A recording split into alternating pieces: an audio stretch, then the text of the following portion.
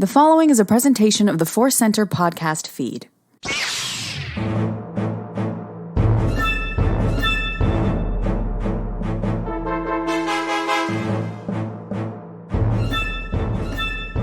From the center of the galaxy, this is the ForceCenter podcast feed. I'm Ken Napzok. I'm Joseph Scrimshaw, and unfortunately, this is normally where you would hear I'm Jennifer Landa. It is unfortunate that Jennifer isn't here, but it is fortunate that Jennifer is doing what she needs to do, living her life, taking a little break. She will be back to join us very soon. She will be back indeed, and we are going to discuss breaking news from a long time ago. It's the Star Wars news show, and we're going to dive into a couple cool stories that will lead to speculation done responsibly and theories and what ifs and ideas and all those kind of things. Hey, the news inspires conversation. Today's podcast, though, and broadcast is brought to you by Audible. Get a free audiobook download and a 30-day free trial at audibletrial.com/ForceCenter. And yeah, you're right, Joseph. You said the last week's episodes. Now probably well over 180,000 titles to choose from for your iPhone, Android, Kindle, or MP3 player. A little bit later, we'll have a ForceCenter recommends an audiobook we think you should try out on us. That's one of the A's. The other A we got around these parts is the ask. And Joseph, what's our current ask? We are still building our Patreon. Everyone has been so supportive over on Patreon. We passed a great goal a little while back to get enough funds to have Jennifer create a new YouTube show, which she is going to do, a series of 5 shows called Jedi Beat. It is a mixture of sort of NPR meets Star Wars infused with Jennifer's trademark enthusiasm, love, and curiosity about all things Star Wars. She's going to be diving into cantina creatures, all sorts of fun, different behind-the-scenes things. That is going to be coming out in July, so look for that. So thank you all for making that possible. We are continuing to build the Patreon. We are heading toward a goal of $2,200 a month, and we will do a special Star Wars ranked episode that will be live streamed for patrons. We did one of these already, and it was great fun, so we would love to do another. Also, joining our Patreon will get you access to our current Other Center podcast, Indiana Jones and the Perilous Podcast. We're having so much fun talking about Indy in the summer of Indiana Jones. So if you're interested in any of that, you can check it out at patreon.com/ForceCenter. Yeah, it's been a lot of fun. And the next one up for our recording process is Kingdom of the Crystal Skull. And I cannot wait to dive into that film. I almost literally couldn't wait. I needed to watch something with breakfast the other day with a weird schedule, and it's like, I should watch Kingdom of the Crystal Skull. Like, no, I want to watch it a little closer to when we're recording. So like literally, like one hand was reaching for it and the other hand pulled it back. So soon, Crystal Skull, soon. Soon indeed. Thank you to all those who have listened and been supporting over there. It really helps the show, as you all know. All right, let's, I was going to say let's get into the news. But no. We're going to catch up on Star Wars of Life adventures. And I don't know, that's a loaded question, Joseph. Life's been real busy and challenging all around for not just you and I, but anyone listening. It's a crazy time out there. But did Star Wars find its way in to calm you down, to rev you up, or just keep you going? Oh, yeah, calming and revving. Sounds like some weird band. I was big fans of Calming and Revving. I don't know if you ever got to see them at First Ave, but yes. Calming and Revving are great. This has been a wonderful and stressful time. Obviously, the WGA strike affects some of the things I'm doing. It affects a ton of the people that I care about in my life. It physically affects the environment of Los Angeles as you drive around and the honking and all that great stuff. So that is a big thing on my mind. I'm having so much fun working on this short film, The Nightmare Adorable. The Kickstarter for it is wrapping up on this Thursday, June 1st at 4 p.m. Pacific. So I'm really, really deep into prepping for that. And as anybody who's ever watched behind the scenes of anything that has ever been made knows, it's a ton of fun, but then it's also, just keeping everything on the rails. Got some family stuff going on as well. So it's just been a lot of juggling. And Star Wars has actually shown up to, as you said, rev and calm. I think the revving has been doing, some of the ForceCenter stuff. We did a live stream on Saturday that was just a ton of fun and revved me up. But I have really been turning to Star Wars for the life lessons of deep breath, calm down, don't worry about things that could go wrong, plan ahead, but stay in the moment, all those things. And I've been taking some moments to try to picture the Qui-Gon kneel and take a breath that we talk about, which I absolutely love. But then I did find it creeping in my mind when I was trying to do that about stressful things like, but then he does die. So I don't know if I want to focus on that. Yeah. I'm going to flip through the old mental Rolodex for some other images. I thought a lot about Terra Sinube. I have this wonderful custom figure on my desk made by listener Will Dixon. Thank you, Will. So I was thinking a lot about the lessons of Lightsaber Lost, that episode of the Clone Wars of slow down, but take action when you need to. Look ahead and decide exactly what moment you need to move fast, which is, I think Terra Sinube would be great at film production. Slow down, take it easy, and then when you need to strike, out comes the lightsaber cane. So that was really good. Final thing for me is there's an Obi-Wan action figure that I coveted for a while that is Attack of the Clones era. It's his look from Attack of the Clones. I can't remember what actual line of action figures it's from, but it has as the image of Obi-Wan the most black velvet painting of Jesus image of Obi-Wan Kenobi. And I mean, no disrespect to the faithful, but everybody knows what I'm talking about. People have made the jokes with Qui-Gon and Obi-Wan with the haircut, the memes of, people, people with grandmothers actually getting confused. It's just the rendering of the art. It makes me laugh and it calms me. So that Obi-Wan action figure has also been helping me. That's amazing. That's great. So a lot of Jedi here for me. A lot of Jedi. How about you? What have your life and Star Wars adventures been? Well, one of the things I think we got to, you and I both cite that Qui-Gon dropping to his knees and finding calm moment as being important to us. And I know it's important to a lot of our listeners. And he does die, which is part of what's going on there, part of everything. But so maybe we do have to seek out like an alternate answer. Terrace is a good place to start. I know what you mean. And I just real quick, I'm not judging that Qui-Gon moment. I think the importance of that Qui-Gon moment is that is the way a Jedi should face a fight. It isn't about anger and speed and rushing to the finish. It is about being calm and present in the moment and fighting because there is truly no other alternative. And that to me is what those moments are about. I'm not like, shouldn't have taken a deep breath or he wouldn't have died. I don't want anyone to think that's what I'm taking away from that moment.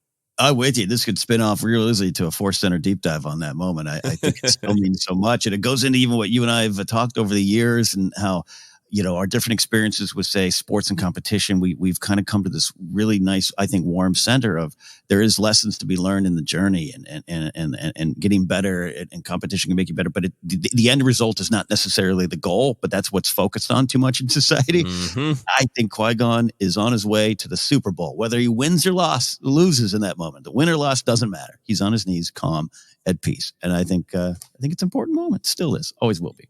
Yep. And we see where all that rage gets Darth Maul. Anyway, back to your life adventures now that I had my Qui-Gon caveat. Yeah, no, I've been having a lot of fun doing some writing, working some new gigs. I can't fully divulge yet, but fun kind of part-time stuff in the nerd world. Spending a lot of time with Indiana Jones, both here and for this writing gig I've been doing. So it's been fun, but I have met new people along the way. And even yesterday I was at a friend's house who I know very well. And I kind of met some new people or people hadn't seen me in a while. And they did the old, hey, what you been up to? What do you do type of thing, right? It's always a loaded question in LA. And eventually you and I will always, you have to answer Star Wars podcast, right? And I've been struggling. I even had this job interview a couple weeks ago of like trying to explain what ForceCenter is and trying to boil it down. And I have many times used, and you've been in the room or on shows when we've done this, Joseph. I've gone to our scene by scene breakdown of Dexter Jettster's Diner as the ultimate example of maybe what we do. And I don't even know if that's right, but that's the only way I can explain it. Of, hey, so that scene that not everyone else, but a lot of people in pop culture have made fun of or didn't get or just don't think it's great that there's a 50s diner. We did a 2-hour episode to break that down and how it's thematically important. And I even had this at the wedding I was at last week and a half ago. And then at this dinner last night I was at this friend's house. and I'm collecting the blank stares. I'm collecting them, and so I'm like, maybe that's not the best way to explain what we do. So one of the things that came up in this conversation yesterday was like, hey, look, our kind of philosophy is right. Maybe great. Maybe you don't like the sequel trilogy and you don't love the character of Rey. Wonderful, but you don't get to tell the 5-year-old girl at a convention dressed as Rey that she's wrong. Right? That's kind of one of our approaches and how we look at Star Wars. And that seemed that everyone there went, oh yeah, and one person actually went, yeah, I really like that. So I was like, okay, I got to find what's the elevator pitch on ForceCenter? It's my thought. The Dexter Jester one entertains me because in a way it's almost me challenging. It's almost a little bravado, right? Like, and I don't want it to be taken that way, but it's a little bit of like, hey, you know that character you hate? We love them, and here's why. Like, I don't want it to be that, but I don't know. So I'm struggling to sell ForceCenter in an elevator. Yeah, no, it's been one of the great joys of my life that I haven't had to turn ForceCenter in an elevator pitch, because that's so much of what trying to get anything pitched, made, get people on board in Hollywood is like, okay, what's the 15-second version? What's the 30-second version? What's the 60-minute version? What's the 2-page treatment? What's the 10-page treatment? Yeah. And I just said, the thing is the thing. That's so much of the work. I mean, I think when I've been telling people about ForceCenter, I think I always say, we talk about all of the fun stuff, and we talk about the lightsabers and which fight is awesome and which bounty hunter we like, but we also really like to dig into the ideas. And I think I usually say, like, Star Wars has a lot to say about anger, because I think even the most casual Star Wars watcher gets the number of wise old people who's like, don't do the dark side, don't do the anger. And I think that has kind of been my elevator pitch. And then if people are not tuning out or falling asleep at that point of 11 seconds into the elevator pitch, I think I'll go for it's really gratifying to hear from listeners that talking about those real life issues in Star Wars has affected their real life, and it's affected mine too. It's affected the way that I handle things by actually trying to really recognize the big picture ideas and how could they help me in life. I think that usually turns into a cool, good for you. And I don't know, and I think sometimes people are very intrigued. And I think sometimes it's like I've explained to somebody who hates mushrooms why I like mushrooms, and they're like, good for you. That mushroom's never touching my mouth, but good for you, No, this is all great, wonderful. I'd love to hear from our ForceCenter listeners. Like, how do you explain it? Because a lot of you are so good. I'll see tweets of like, oh, you got to check out this show, check out ForceCenter. We really appreciate those because that grassroots type of advertising is what works for us. Yeah, and boiling it down and celebrating Star Wars is the way to do it. And we've talked, you and I, that the word positive can be weaponized real quick against things. And yeah, I've had those moments. And I apologize. This is it. Let me scoop up the name that I'm dropping here. I did have a conversation with Jet Lucas about this at a party, and I did. And I said, well, we celebrate, and not to say that everything's perfect, but we just focus on what's there for us. And he goes, so like you find something that you like in all of them. And I went, yeah. And he goes, oh, that's great. Not a lot of people do that. And I just thought, okay, I'm going to take that from him. But that's the way that I think we obviously what we try to do. But anyways, I always say this, that it has now come up 2 weekends in a row where I've had to explain ForceCenter in conversation, and I'm struggling to find the best way. Maybe Dexter Jetster will remain. I don't know. I think the Dexter Jetster conversation makes sense for people who are in the Star Wars bubble. Yes. But yeah, anyway. Yeah. The diner, forearms. Oh, yeah. Yeah. And at this wedding, this guy, he got, someone said, I think it was Mark Ellis said, hey, you want to talk Star Wars? Go talk to that guy. And so he came over with a big smile. Oh, I hear you love Star Wars. And we started talking. Then I brought up the Dexter Jetster episode, and he looks at me, and he had a drink in his hand, and he goes, all right, so I'm going to have you explain to me why. He wasn't being a-hole or he just was like, I don't. Oh, and so I explained my, intersection of knowledge and wisdom and he just went, man, yeah, see, I don't. Yeah, I haven't really looked at Star Wars that way. So it's there. We'll find out. Yeah. We'll find out how to sell it. Anyways, that's all I did. That's my Star Wars adventures, selling ForceCenter. Well, I'm glad that we could have this pitch meeting live on a broadcast. Yes, you out there, let us know. Let us know. Hashtag, here's what I sell ForceCenter with. That's a long hashtag. Love to help you. Help us sell the brand. All right, let's get to the news, which is part of what we do around here. Looking at the news this week, a lot going on as always, but because of some movie promotion out there, we're getting some Star Wars news. The future of Luke Skywalker, according to Mark Hamill. That's a misleading maybe headline for me, but having fun with that. Mark Hamill has been busy promoting The Machine, the comedy he stars in along with Bert Kreischer. His profile in Esquire has generated some headlines.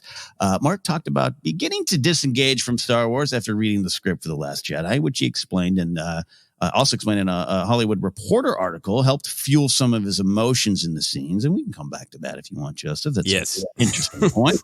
He also discussed his return with Luke as with The Mandalorian and the Book of Boba Fett, saying he was, quote, very impressed with The Mandalorian when John and Dave pitched him the idea and showed him the first season.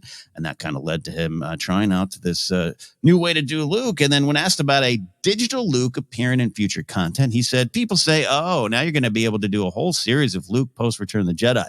I said, I don't think so. First of all, they don't need to tell those stories, but if they do, they could get an age-appropriate actor. And the interviewer, Brady Langman, adds, Hamill maintains that Luke Skywalker has three things: a beginning, a middle, and an end. So first off, we're going to talk about those three acts, but actually the prequel to that first off, Joseph, is the thought of disengaging with Star Wars, fueling from some of his Luke Skywalker Last Jedi emotions. What'd you take from that?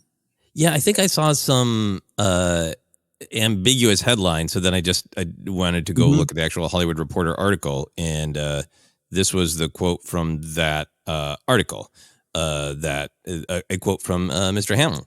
Well, the whole thing was emotional because when I read episode 8, I knew it was over. So I was relishing every moment, but also saying goodbye to all those people that I had associated with over the years. So I still miss them. So for me, that's pretty clear that he's saying, I realized that Luke Skywalker was passing into the Force, so I wasn't going to be like one of the main characters of episode 9. So because Luke's journey was over, I was relishing that. And I've seen some headlines that are phrased a little bit more the way it is in our rundown here of like, after reading the script for Last Jedi, he disengaged, which sounds like because he did not like the script. Right. So I just wanted that clarity that I believe that what he is saying is I started to step back because I realized it was my last big film. And obviously Mark Hamill has been open about his struggles with Last Jedi. He has then also said complimentary things. And frankly, I feel like we've all had that go around on those conversations. And that's the least interesting thing for me to discuss at this point. The trajectory is pretty clear. He struggled with it. And then afterwards he said, but the film turned out great and I'm really happy with it. Yeah. There's some stuff that Hollywood Reporter article I didn't pull out of him really being excited about that performance and everything there. And he also cited his role in that movie Sushi Girl, which he actually had come on Schmo's Know to promote back in the day. So that was a flashback 10 years ago of that little indie film he'd done before Force Awakens came out. So, I love what you're saying there too. Yeah, it's some stuff. It's like, here we go again type of vibe, right? With some of the headlines that spit out of it, and I really liked it. It made sense because they brought up that in that interview the BTS shot of him kind of on his knees, really emotional in that scene, and it's what a great actor does, and you draw upon something and him saying goodbye, letting go as Luke needs to overall in that story. It was great. It was a great little bit of insight and kind of made me appreciate the moment even more. It was so personal. So going to this idea here. And look, Mark Hamill for decades has had a lot of thoughts about Luke Skywalker, as he should, because he's the heart and soul of this character in a lot of ways. Whether it's he should be ripped and muscular with a skull earring, and that's some of the stuff he wanted for Return of the Jedi, whether it should be a 50-foot giant in The Last Jedi, All these things have come out from time to time. He's got a lot of opinions on it there. But I do want to dive into this. Luke has 3 acts. I agree with that. That's what most characters might have, beginning of the journey, the middle, and the end of the journey. And we've got to see it all. And for Luke, he gets to go on a little bit, which is something we're going to discuss about, thanks to the power of Force Ghosts. But how do we feel about that middle? And it's kind of a leading question, just because we've talked a lot about what we still might want to see with that character. And so, more stories to tell is the question. And is Mark right? I'm not here to debate Mark Hamill, but they don't need to tell them, is what he said. That's something and I don't think he means that super negative like people mean with we didn't need Solo, which is one of my little pet peeve comments out there.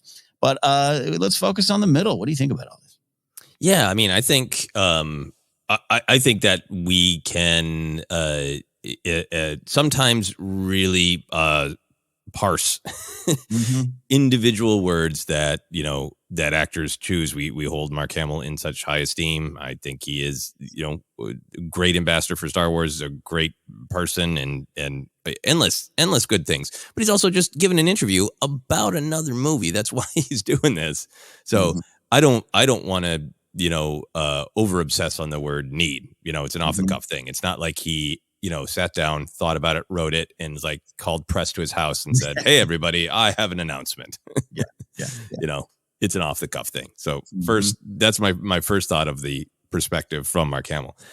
From my own perspective, as a Star Wars fan, I think that Luke Skywalker does have a beginning. He definitely has an end, and I think he has an implied middle. We have. In modern canon, we have bits and pieces of storytelling. Now we have those great appearances in Mandalorian, in Book of Boba Fett.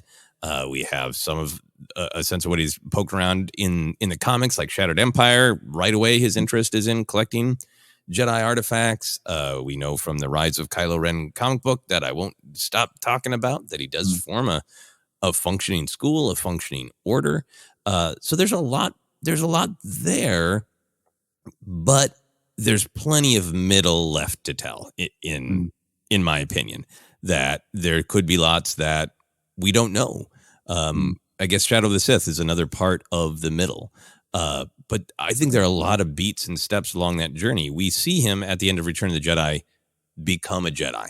We have seen now on screen his first baby steps toward starting a school. And then we catch up with him in Last Jedi after that has fallen apart. I think there's plenty of room.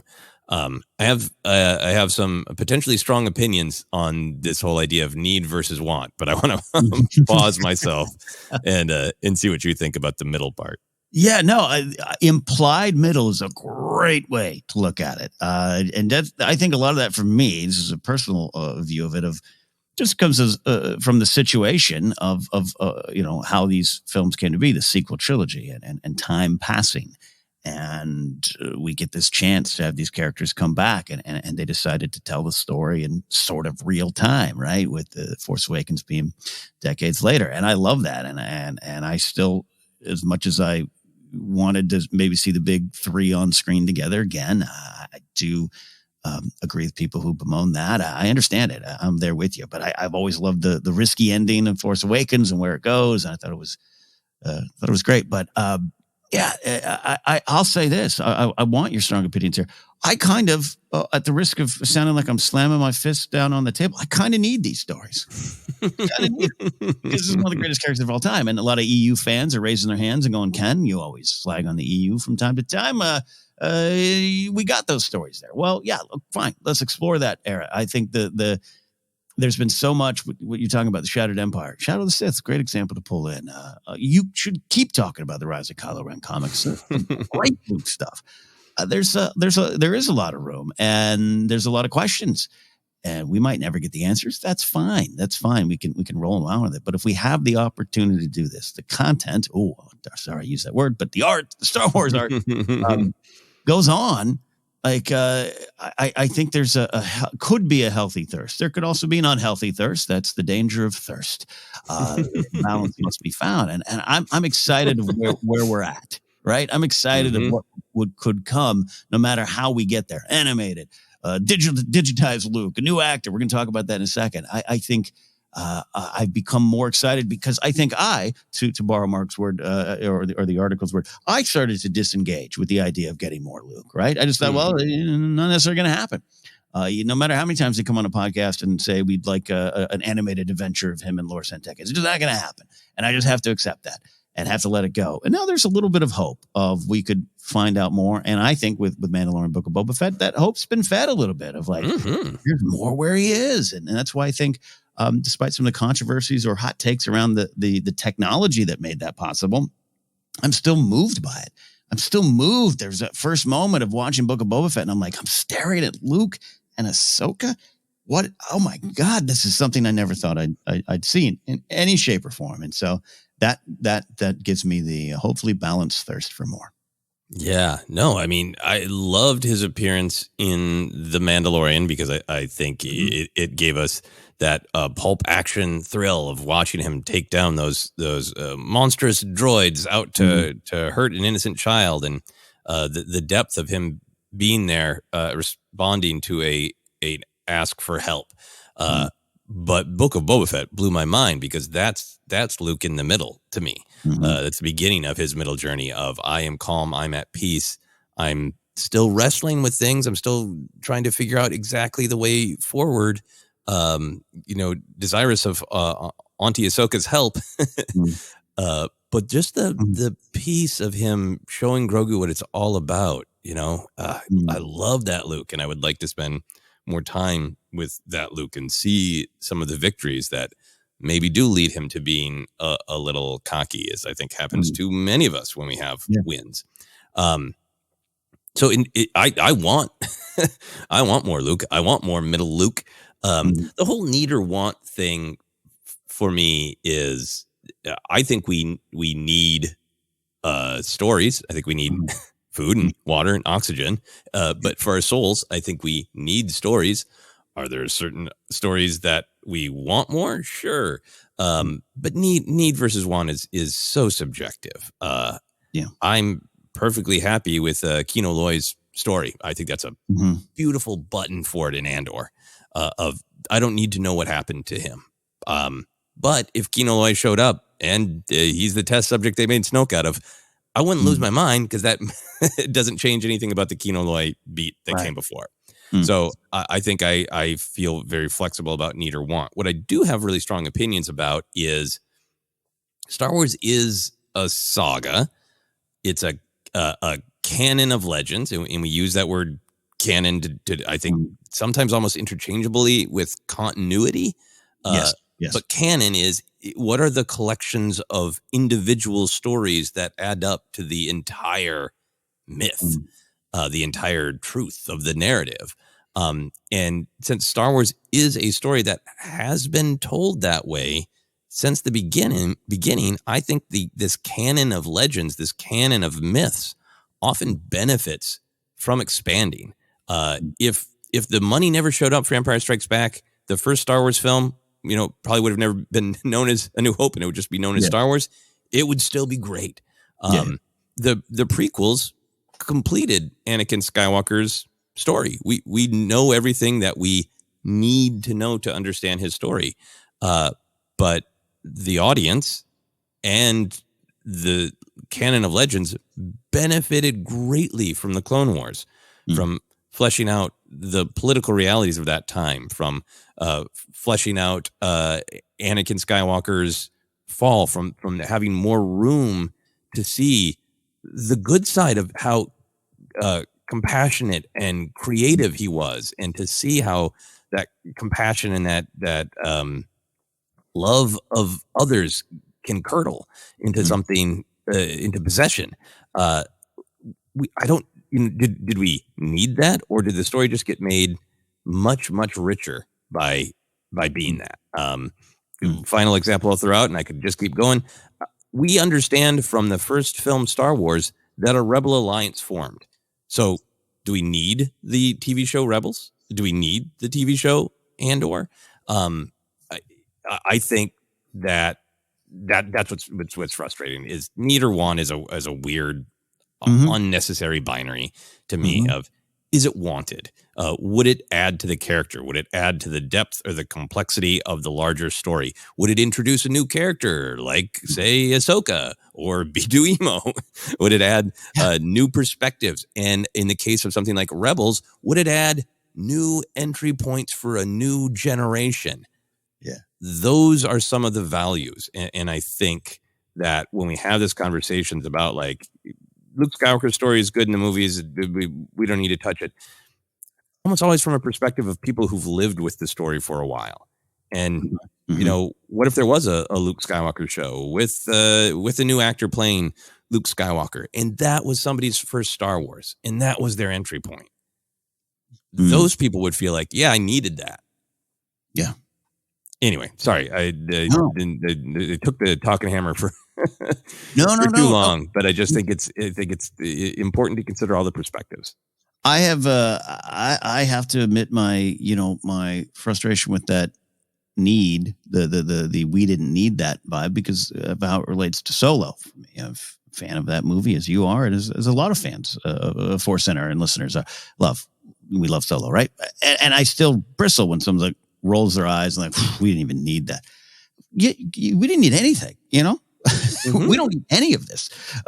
We have no right to any of this. But for me, I'm like, don't you want to spend time with someone like a character that you love? Don't you want to spend more time with them? And for me, I don't need it in terms of that's how he got his blaster. That's how he did the Kessel Run. That to me is just the frosting on the cake. It's more lessons to learn from him. A character that has moved me and inspired me and challenged me and just been fun to have around for me. So I didn't need more time with Solo, but I got more time with Solo. And because of that, I got new lessons from my own life, new lessons from the character, new things to think about. This is the world we live in. I was just watching a Feige on Favreau interview 15 years after Iron Man, which is a crazy number. It's on the Marvel YouTube channel. I actually recommend you all check it out. It's pretty fascinating to have them look back and go to the beginning when an independent Marvel Studios was making this film and taking this big risk. And Feige gives Favreau credit. He's like, back then you were talking about the power of IP, and there's a lot of business behind that. And Favreau did mean some of the business, but he also meant like there's a story. There's power to these worlds we're crawling around in. And you can pull from them, and they go into it's fascinating because it's a post Mandalorian. But to hear Favreau talk about, you have the fans that probably know it better than you and I, Kevin. And you got to make them happy, and you got to make the fans who are like, "Who's Iron Man?" You got to make them happy. But anyways, to apply to the Star Wars, this is not to drive to Mark Hamill's living room and disagree with him here. And I think you're going even back to the beginning of what you said is like, I don't even think he meant this aggressively or negatively. No, they don't need to do this. You don't need to center me in the story. That's how I almost take it. Of like, no. And if they're going to, find someone else. My time in this role might be done in terms of this big kind of heavy lifting. I'm with you. There's more to learn. There's more people to bring into it. And you bring up the Ahsoka factor. Like, we didn't need the Clone Wars. You're right. But because of that, we have a character that not only has a big show coming out, but has been the character for an entire generation of Star Wars fans, who went into that character. Everything that has been, why we have to go back to Tatooine? Why do we have to spend time with the new character? Fair points.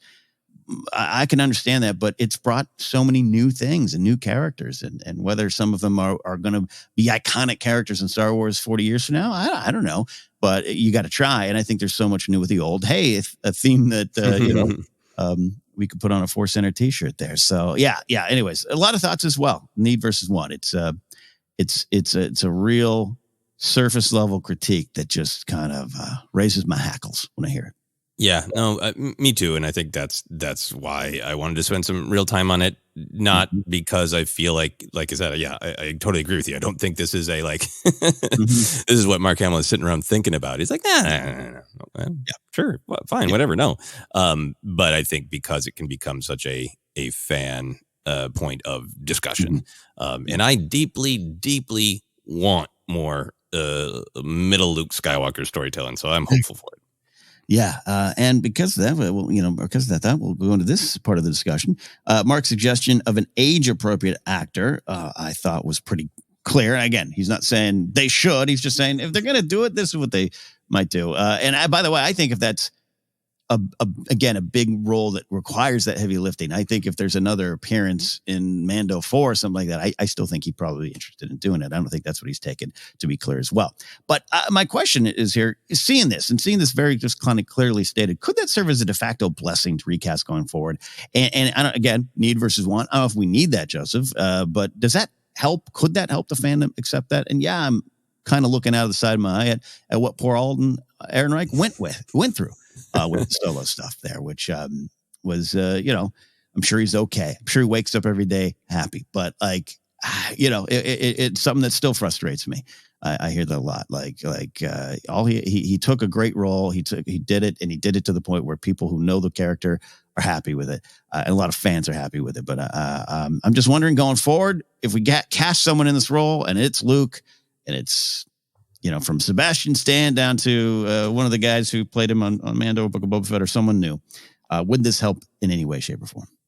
I think it would help for some people. I think Harrison Ford, I think I retweeted it on the ForceCenter Twitter account recently because it just popped up, the Harrison Ford's quote about, I love everything he did. He made such smart choices. The reports that Harrison Ford saw Solo twice because he just wanted to appreciate Alden Ehrenreich's acting choices. That means a lot to me. I'm happy with that. But I don't know that has changed the mind of anybody who doesn't like the film, doesn't like Alden, thinks it should have been AI or whatever, or just thinks the film shouldn't have been made. I wonder if that makes a difference. I think Mark Hamill is always he's always honest, and he's always a great ambassador for Star Wars. I think he's always both of those things. So I think if an actor was cast, I think you'd hear about it. And I think that he would probably have a fun, joking, relationship and encouragement. I mean, he's so supportive of younger performers. I mean, he's so supportive in singing the praises of Daisy Ridley. He retweeting, not retweeting, but he tweets for no reason at all. Here's a bunch of photos of this actor that he's worked with. He's a huge fan of comedy, which is, I think, a part of the reason he's in this film, The Machine. So I think if there was a new actor cast, I don't think this is the last we would hear about it from Mark Hamill. And before anyone reminds us, yes, we're aware. When Grant Feely was announced as Luke Skywalker and Kenobi, Mark Hamill was first in line to say welcome to the family, so to speak. So you're absolutely right. Family, me, yeah. And Mark Hamill was also, by the way, one of the first to publicly defend Jake Lloyd and just say this is horrible what's going on with him. That stuff, that's interviews in the early 2000s. So yeah, you're right about him. Yeah. I think the other thing for me is, he. From all of the various interviews and behind the scenes, Mark Hamill seemed to really enjoy being part of Mandalorian and Book of Boba Fett, and still so impressed that he can sit in some positions I can't, and he's older than me. So, but I understand. I wonder if some of this is coming from, hey, it's fun to do those one-off things, and if they kept wanting me to do one of those every year and a half or whatever, fine. But that process for an entire movie or television series might be no. Well, walking through it, doing the role, sitting there and coaching it while another actor goes through and does the role is fun a couple times, but maybe he does not want to. Maybe he's reacting to, I don't want to do that for an entire movie or television show. I actually think you're right on with something there of just where he is in his career and post Force Awakens. There was, I think it's fair to say, a bit of a resurgence in his career, though he had a obviously still successful run as a voiceover performer and an actor and things from time to time, of course. But there, without a doubt, a bigger resurgence and appearing in things. But he's had, it seems to me, just a lot of fun. Appeared in, it was that kind of fantasy show he appeared in, his role as Jim the Vampire and What We Do in the Shadows, all those kind of things. And now this is like a major kind of co-starring role with a comedy and yeah, there could be an energy of I've done that. I'm 71 now. The ForceCenter, the Star Wars. You never come to ForceCenter and do the interviews. The Star Wars promotional machine can take a lot of time and energy and maybe he's just not at that spot as well. And this is a nice way to answer that as well. I'll come in. It's like I got this new job I started. I was part-time only, please. Thursdays and Fridays. I don't want to, and it may be, and I'm far from 71, closer than I wish. But I think you're right. That could be some of the big thing. And he's obviously going to be asked these questions. This is what happens when you go promote a movie that isn't Star Wars, but you're from Star Wars, and that itself is kind of exhausting. So I think that's a lot into it. A lot going on. Yeah. No, absolutely. Yeah.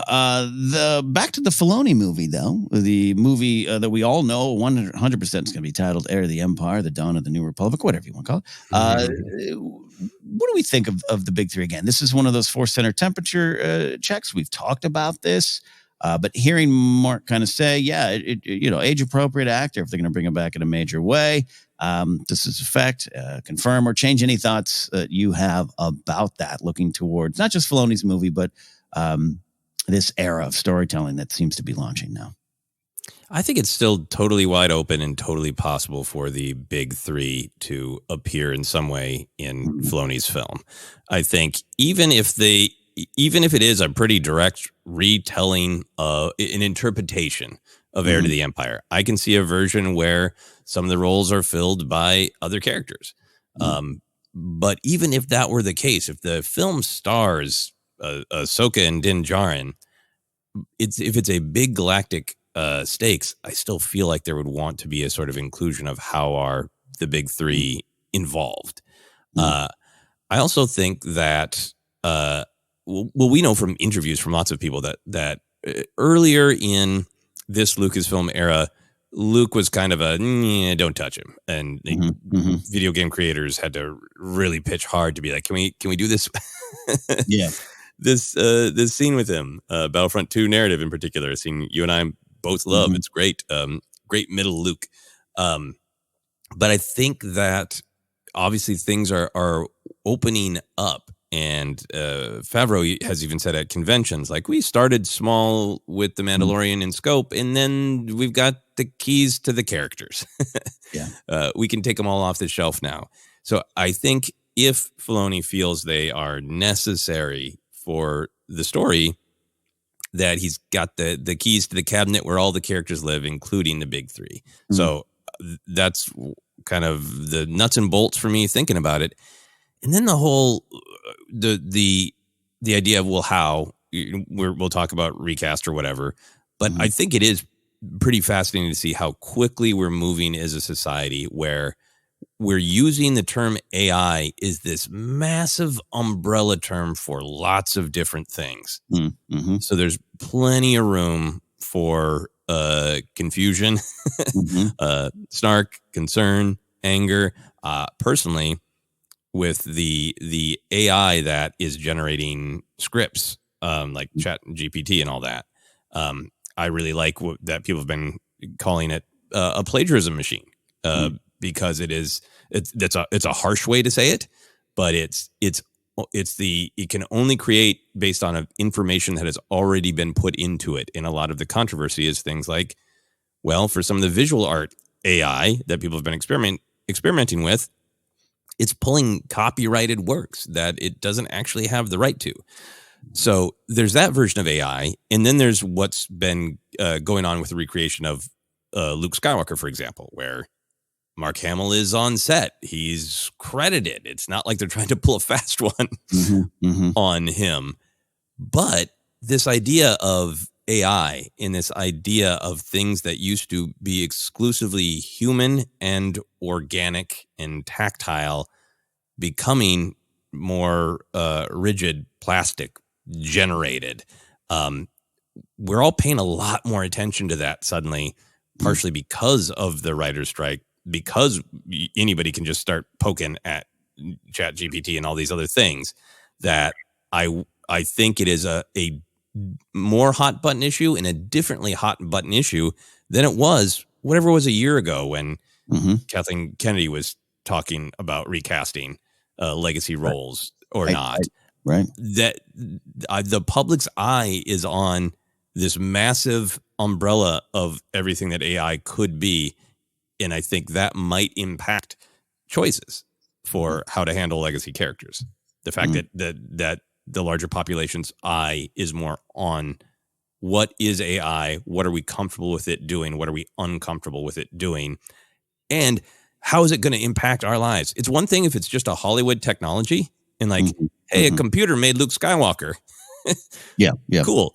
But if you're like, and every big boss who signs a paycheck is trying to figure out how they can use the computers that make Luke Skywalker to make me not have a job, you're suddenly going to have more opinions about computer Luke Skywalker.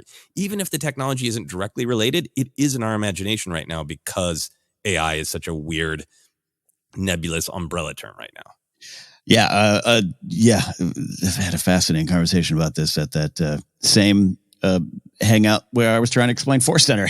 AI came up, and I really actually agree with you on this. It is this umbrella term indeed. And it's changed. And I've had some friends, still close friends of mine, who just are rageful over Luke in Mando and Book of Boba Fett. And I personally don't think that's fair. And I think the spirit of it was a little bit different.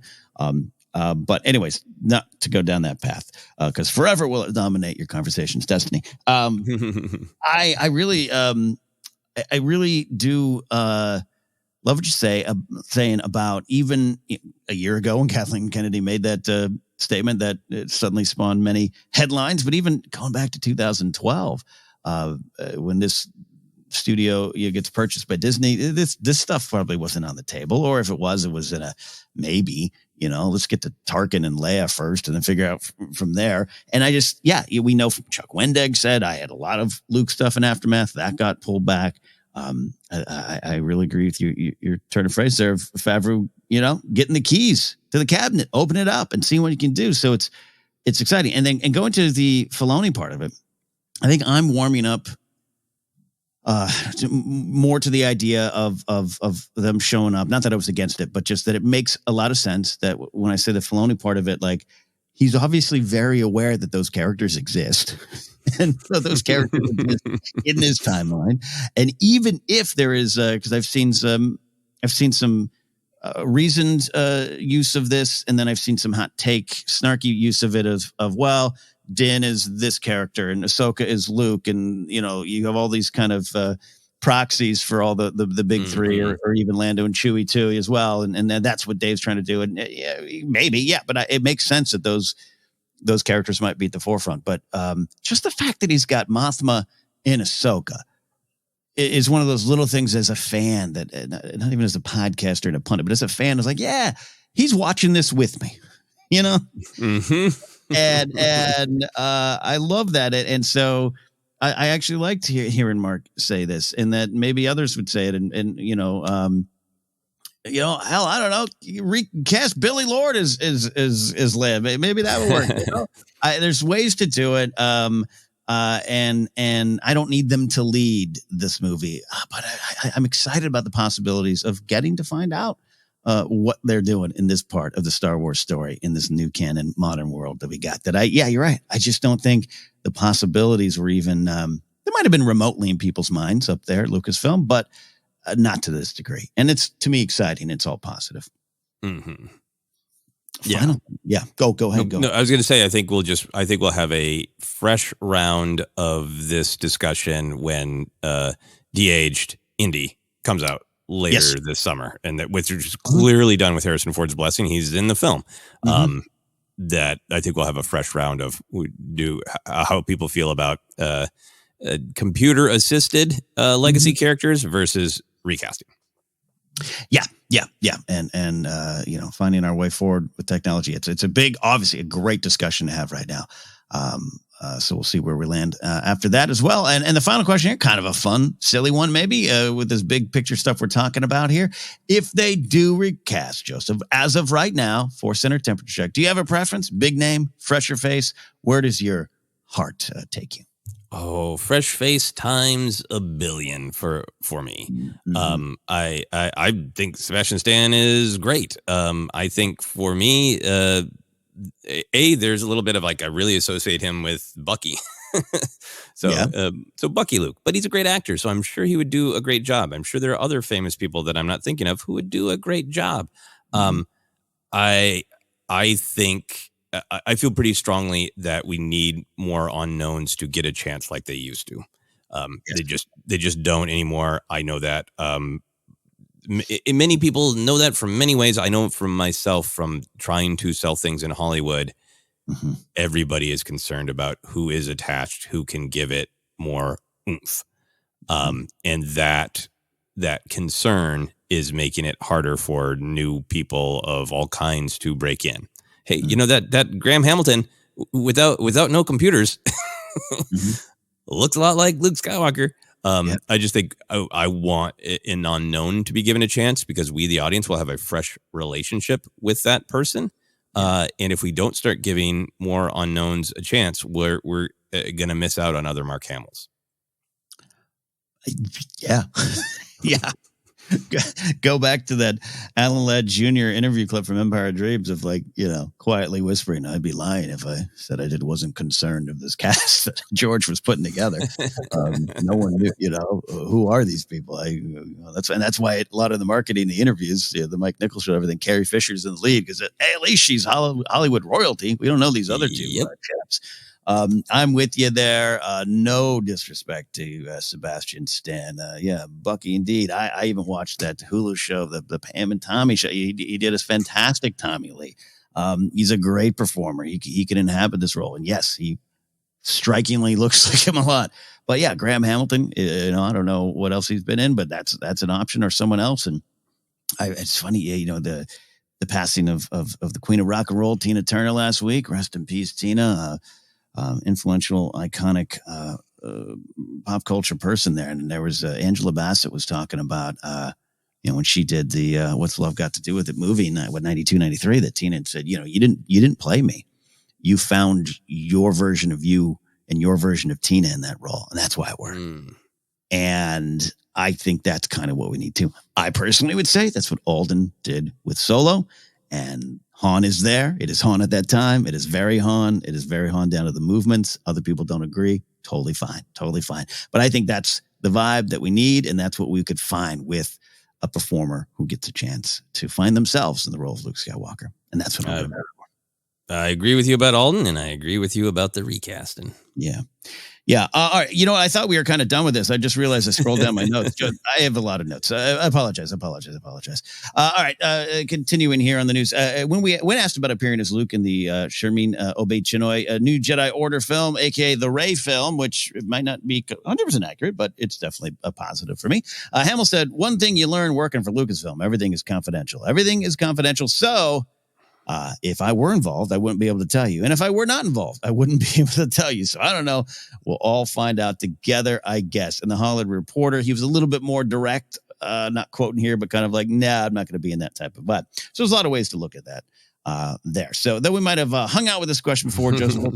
Let's hang out with it a little bit more. It's not a giant leap to think a Force ghost of Luke might appear in the film. What would the why of that be for us as of right now? And would you miss him on any level if he wasn't, if Mark Hamill said no thanks or just didn't call for it and it just doesn't happen? Where would you go there? Oh, yeah. I mean, I any opportunity to see Luke Skywalker, to see Mark Hamill as Luke Skywalker, I would take it. Every time I watch a film and it doesn't have Mark Hamill as Luke Skywalker in it, I'm a little disappointed. So definitely there'd be disappointment, but I would love for him to appear in this film if it really makes sense. And I think a couple of quick thoughts. One, the last quote we had on this film was Kathleen Kennedy saying that the new writer was hoping to turn in their draft by the end of May. So unless that writer made amazing progress, this film is going to be delayed. And if it's still in the development process, this quote, this idea of whether or not Luke makes sense in the story is still up in the air. So that's my just opinion of the behind the scenes reality. In terms of the actual story, the narrative, I always feel strongly that the Force spirits appear in moments of great need for the living Jedi. So Rey could absolutely find herself in a moment of needing counseling, particularly if she is wrestling with being a teacher and she's really got I understand the grumpiness on Octo. I really, really deeply get it now. I think she did in Rise of Skywalker, where she understood the fear of failing and using your power in a way that doesn't benefit others. but she could really be like, oh man, I need to talk to him because I know he gets it. Yeah. But if he doesn't, I could also see a choice to have Rey's reaching out for help in needing someone being a connection with Ben Solo.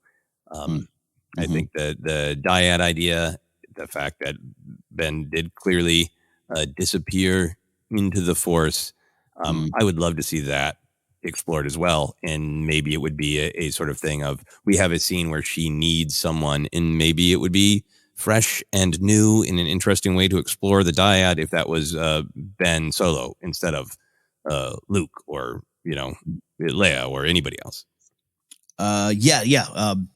Agree with that. And I'd be excited about the Ben Solo thing. There's some challenges, I think, in convincing Adam Driver to go back to Star Wars for a lot of reasons, not negative. But yeah, I think there could be. But also, if he's still interested in exploring, there was that sci-fi dinosaur space movie that he just was in, Herbert Fantastic Four. I think as a performer, he's going to find what's there for him. And if it's interesting, much like Daisy Ridley coming back, it could be. And there could be something there. But I think I like the idea of, I always love the idea of what you talk about around why the Force Ghosts show up and at the time of need. And that's all I would want, a fireside conversation, or, hey, Uncle Luke, why do they hate all the Jedi? What can we do? That kind of stuff would be fun for me. It'd be potentially a warm moment, a little bit of Yoda showing up for Luke in Last Jedi vibe, 15 years in the future.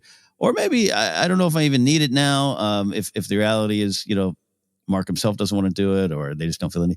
The fact that at some point along the way, 15 years, that Rey's had a conversation or continued conversations with Force Ghost Luke would work for me as well. But I don't think I need it any more than that. I definitely don't need him charging out with a Force Ghost lightsaber and all those.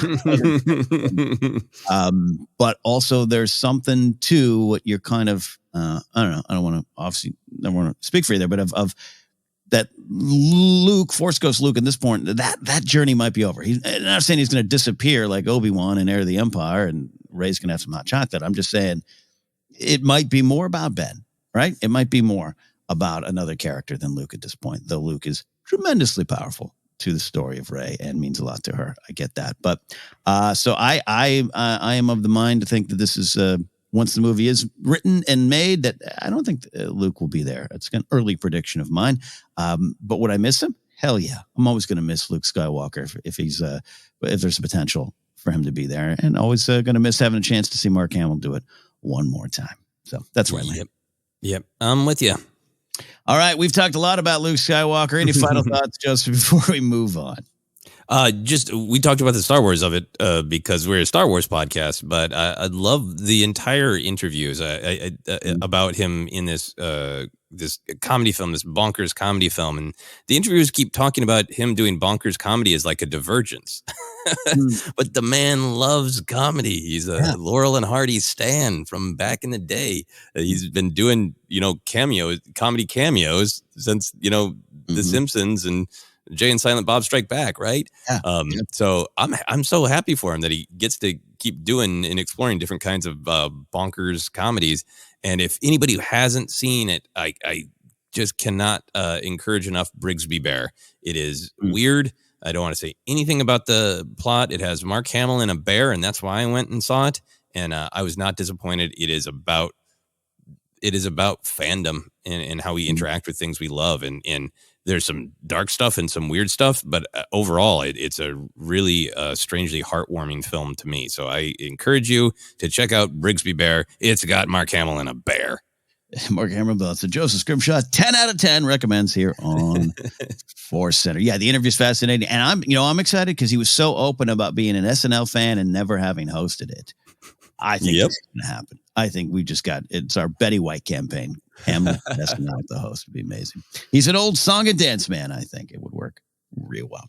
All right, so we're going to take a quick break. On the other side, some Skeleton Crew news on the way to you. Before we get there, though, we're going to have a ForceCenter recommends an audiobook we think you should try out on us. Joseph, dealer's choice. I have an option.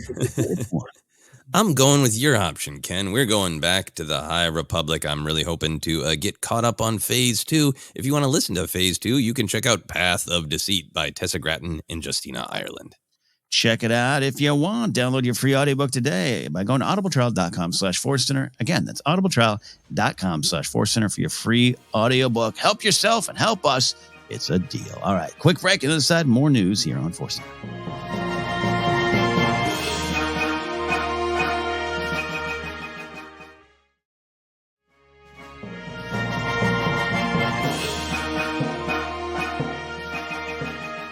Welcome back to ForceCenter. We're continuing to look at some Star Wars news. I'll shout out the folks at Star Wars Newsnet that made this one kind of slide across my news desk today. Written by, the credits for Skeleton Crew revealed. This has been happening over the last couple of years where some people, I can't even call it like sleuths or scoopers. It's just a website that you can all go to at any time. The WGA website is once again the source for another writer's revealed story. By the way, I don't mean to sound cynical with that. I like this. I like finding out who's behind this. The website of the Still Striking Union lists series showrunner John Watts and his longtime writing partner Christopher Ford as the writers for episodes 1 through 4 and 7 and 8. It is an 8-episode season. Episodes 5 and 6 are listed by being written by Mi-Young Jo Wesner. Wesner's previous credits are, this, a story editor on the Hulu show Career Opportunities and Murder and Mayhem. She's a member of WGA East. However, as is often the story, one list of credits does not tell the entire career. She is, I think you could say, in that young and up-and-coming category, but she's done a lot already. She's had scripts on the Blacklist and has a pilot in development at ABC, the little offshoot of ABC, and has had short films and a feature do well on the festival circuit. Joseph can tell you a little bit about that. It ain't easy to do. So thoughts on the writing credits and, this sub-question, Joseph, the power of Star Wars to launch new names, at least for us in the fandom, something we've discussed before, but now we have another name on the list. Yeah, no, it's always great to see new names. And I think it's such a power that Star Wars has the opportunity to share the spotlight with the next generation or even the same generation. Yeah. It just hasn't been in the spotlight or in like the casting of the Mandoverse, been in a different spotlight. Come on over to the Star Wars spotlight. I think that's one of the great powers of it. And I think it's one of the ways that the creation of Star Wars can echo the myth and the values of Star Wars to bring more people in. So I'm always happy and excited to see new writers, new directors, even younger cast members get an opportunity in Star Wars. And who knows, maybe these people will be the ones who truly take up the mantle and they're the future Favreau, Filonis, or this just launches a career that isn't Star Wars, but really helps them launch their career. I love that this is happening so much. And I love that we're in such kind of a new era of it. So it's yet to be seen, if Leslie Headland will do one Star Wars show and then she'll go on to be like the Scorsese Spielberg of her generation and, be a film director who makes a million different kinds of films. Or if she's just like Favreau, like, I love it. Yeah. I'm good, and now I do genre television shows for the rest of my life. It's so much about what people want their career to be, but regardless of what the trajectory is, there's just, to me, no doubt that that Star Wars spotlight helps. So that's my reaction to just the power of launching new names. I think for Wesner's background, it's extremely impressive. From my Hollywood perspective, the list of credentials, might not be, bulging on IMDb, right. But the way that things actually get made in Hollywood, the way that people actually break through is they have accomplishments that create buzz around them, open doors, get meetings, get people into a place where if writers are going, hey, we need somebody else to script a part of this, we're looking around for up-and-comers. There are credits you need to be considered an up-and-comer. And Wesner is clearly knocking those out of the park. Just very impressive.